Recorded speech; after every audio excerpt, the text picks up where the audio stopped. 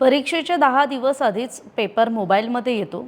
परीक्षा झाल्यानंतर तो पेपर मोबाईलमधून नष्ट केला जातो किंवा तो जो पुरावा असतो तो गायब केला जातो। आणि हे सगळं ज्यांच्यासोबत घडतं ते CBIच्या जाळ्यात अडकतात आणि ते मोठं नाव म्हणजे शिवराज मोटेगावकर। आता हे मोटेगावकर CBIच्या जाळ्यात नेमके कसे आले आणि CBIच्या तपासात आत्तापर्यंत त्यांच्याविषयी काय काय निष्पन्न झालंय हे सगळं समजून घेण्यासाठी हा व्हिडिओ शेवटपर्यंत पहा। नमस्कार, मी कोमल, आपण पाहताय सकाळ।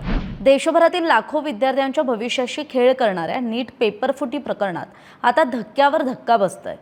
कारण या नीट पेपरफुटी प्रकरणात महाराष्ट्रातल्या नाशिक आणि पुण्यानंतर आता त्यातलं लातूर कनेक्शन समोर आलंय आणि ते कनेक्शन आणखी गडद सुद्धा झाल्याचं पाहायला मिळतंय। कारण याच प्रकरणात लातूरच्या RCC कोचिंग क्लासेसचे जे संचालक आहेत शिवराज मोटेगावकर यांना CBIनं बेड्या ठोकल्यात आणि तपासात समोर आलेली माहिती अक्षरशः हादरवणारी आहे।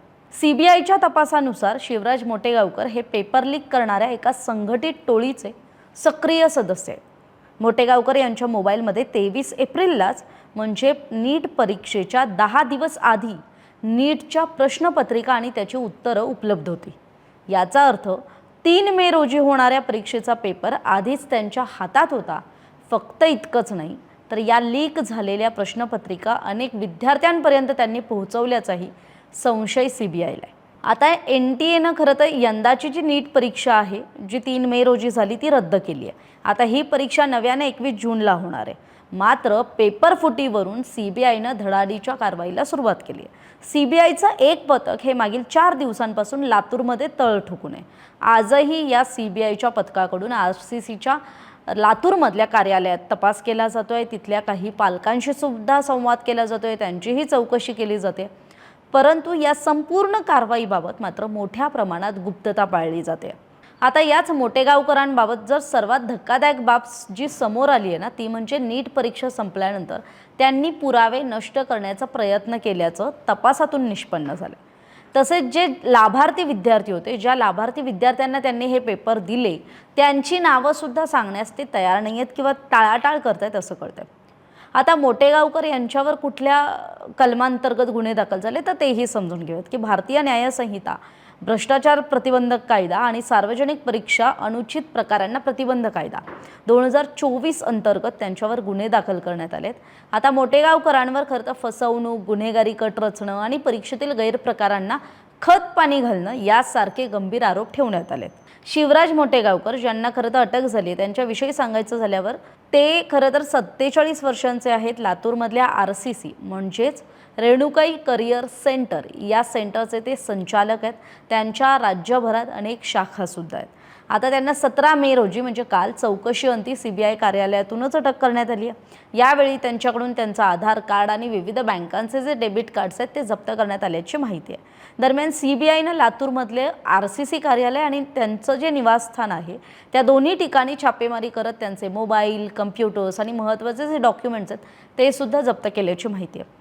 पुण्यात जवळपास 11 तास चौकशी केल्यानंतर 17 मे रोजी त्यांना खरं तर पुण्यातूनच CBI कार्यालयातूनच त्यांना खरं तर अटक करण्यात आली आहे। आता या प्रकरणात आणखी एक मोठा ट्विस्ट काय तर काही डॉक्टरांनी सुद्धा हा पेपर खरेदी केल्याचा संशय CBI कडून व्यक्त केला जातोय, पण त्याविषयीची अजूनही स्पष्टता आलेली नाही आहे। पण त्याविषयी किंवा त्या दिशेनं खरं तर तपास केला जातोय असंही कळतंय। तरी आता आपण सांगायचं झालं तर एकेकाळी लातूर पॅटर्नचा जो चेहरा मानले जायचे ते मोटेगावकर आज देशातल्या सर्वात मोठ्या परीक्षा घोटाळ्याच्या केंद्रस्थानी आहेत। मोठ्या कोचिंग नेटवर्कपासून ते थेट पेपरफुटीच्या आरोपांपर्यंतचा त्यांचा हा प्रवास आहे। त्यामुळे अनेक प्रश्न निर्माण होत आहेत। पेपर नेमका कुठून लीक झाला, अजून किती जण या रॅकेटमध्ये सामील आहेत आणि सर्वात महत्त्वाचं विद्यार्थ्यांच्या भविष्याशी खेळ करणाऱ्यांवर नेमकी कडक कारवाई होणार का आणि तीच झाली तर कुठल्या स्वरूपाची असणार आहे। CBIचा या प्रकरणातला तपास अजूनही सुरूच आहे। पुढील काही दिवसात आणखी मोठे खुलासे होण्याची शक्यता वर्तवली जाते।